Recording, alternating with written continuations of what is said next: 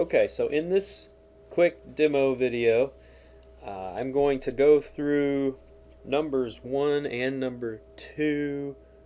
So number 1 and number 2 of the preliminary review assignment to show you how to do these in SPSS. And so the first problem is really getting at a couple of things. Number 1, entering data in the proper format, using a few basic SPSS functions to remind ourselves how we might be able to compute variables in SPSS, and then computing basic descriptive statistics and where to find those in the output. And then finally, with number 2, takes the same data set and computes it, uses that to compute z-scores for that particular set of data, and then reviewing hopefully what a z-score actually means. So let's go on and start. We'll enter these data in SPSS, and the first place to start when entering data is to go to variable view. And if you look at this set of scores, these are the raw scores. I'll go on and just name this distribution or the set of scores raw scores. It appears based on the data there are no decimals, and these are exam scores, so these are scale variables. Let's come back into data view and we'll enter our numbers. One thing about entering data is to take your time. Probably shouldn't do this while you're talking because it's hard to multitask. But I'm going to try to do it, and hopefully I will get everything in proper working order.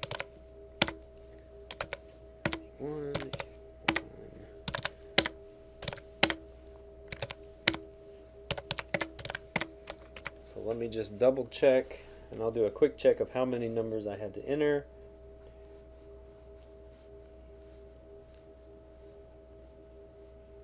There should be 20 numbers. Okay, I've got 20 scores. If one of these numbers are a little off, that's okay. Really, this is about you reviewing the process. So first thing that is asked in number 1 is to transform these numbers into a percent score out of 120. So an easy way to do that is to go to transform, go to compute variable, and we'll name this variable percent score.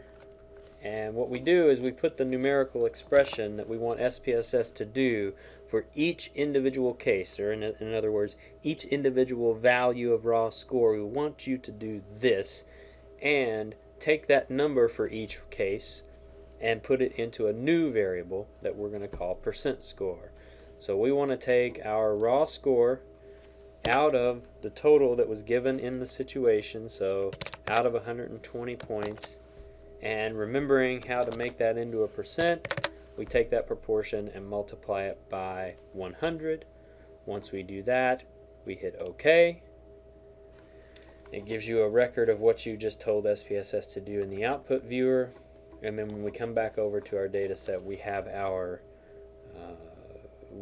column of the percent scores.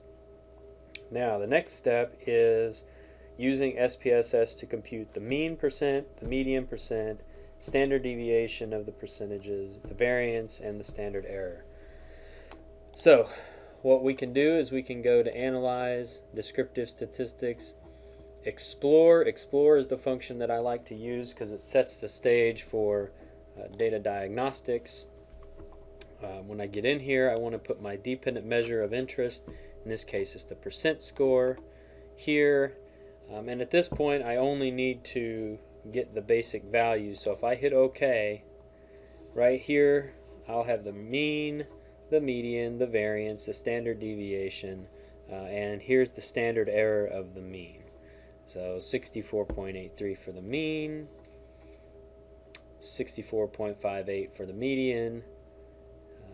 Here's your variance, 90.32, standard deviation 9.5. And here's your standard error of the mean, 2.13. So hopefully that kind of tells you how to do number 1.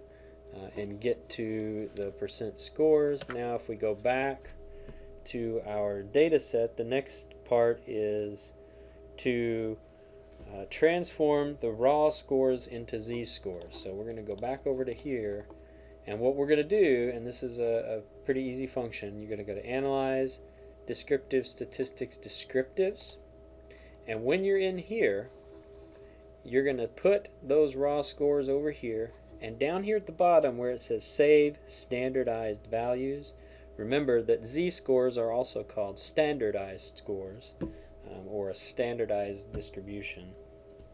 And so what we're going to do is we're going to click that, and what that's telling SPSS to do is once we hit OK, it's going to create a column of z-scores for this distribution. So when we do this, of course it's going to give you the output and what you told it to do, but when we go back, now you've got a column of z-scores. And so what you're supposed to do is how many of these scores fall at least one standard deviation below the mean.